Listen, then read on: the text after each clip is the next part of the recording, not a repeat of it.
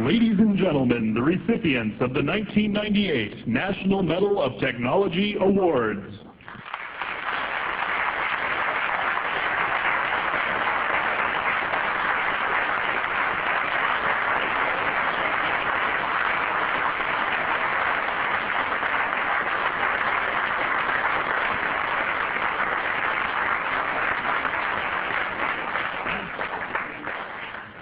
The recipients of the 1998 National Medal of Technology, the team of Kenneth L. Thomson and Dennis M. Ritchie from Bell Laboratories Lucent Technology.